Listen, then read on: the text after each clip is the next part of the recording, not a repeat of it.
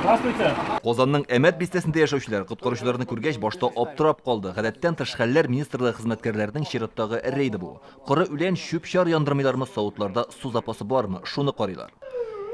Әгәр дә үзегез яши торган авылда, урамда менә шундый янгын сөндерү машинасын күрәсез икән, бер дә гаҗәпләнмәгез, бу гадәттән тыш хәл килеп чыккан дигән сүз түгел. Коткаручылар бу көннәрдә махсус рейд оештырды. Чөнки Татарстанда янгыннар саны күбәеп киткән. Алар нәкъ менә кисәтү максатыннан һәр кешегә кирип, янгын куркынычсызлыгы кагыйдәләрен өйрәтеп йөриләр. Әгәр инде кайдар чыннан да янгын килеп чыга икән, коткаручылар нәкъ шул урыннан ук гадәттән тыш хәл килеп чыккан урынга юл тоталар. Сейчас до 16 получается мая идет противопожарный режим. Янгынны сөндерүгә караганда кисәтү хәерлерәк. Андрей Старокин йортында бар да тәртиптә булып чыкты. Аның хәтта ут сөндерү җайланмасы да бар. У меня же ребенок маленький. Йортта кечкенә бала да бар, аны да уйларга кирәк бит. Барысы да тәртиптә икән, күңелем тыныч. Күрше хуҗалыкта белгечләр менә бу морҗага игътибар итте. Аны төзәтергә кирәк, югыйсә ярыклар хасил булып ычкын чыгу ихтимал. Вот кирпичи видите? Вижу, знаешь, что надо все переделывать.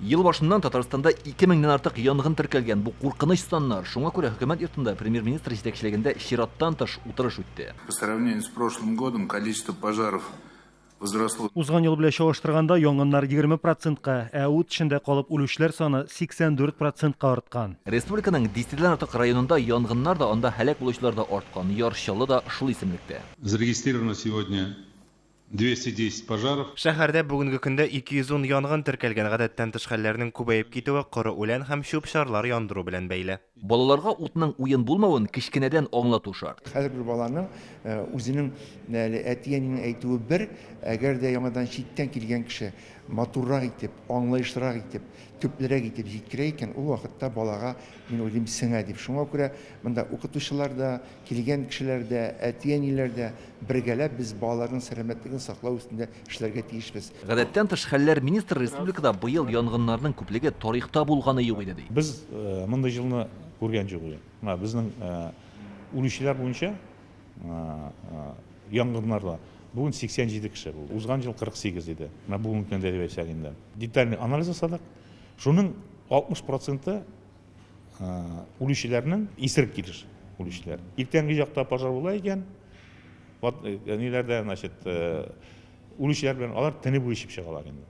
Разобрать каждый случай, разобрать причины и принять меры. Бүген комиссияда әйтүләренчә, республикада көн сайын 20 янгын чыга. Халыкны кисәтү, аңлату эшләре дәвам итә. Янгынга каршы режим 16 майга кадәр гамәлдә. Илдар Сафиуллин, Данил Филатов, Яңа Гасыр каналы. Көтелмәгән кунак көттереп кенә интернет челтәрләренә дә килеп җитте. Хәзер бу фильмның барлык серияларын ТНВ.ру сайтында карап була.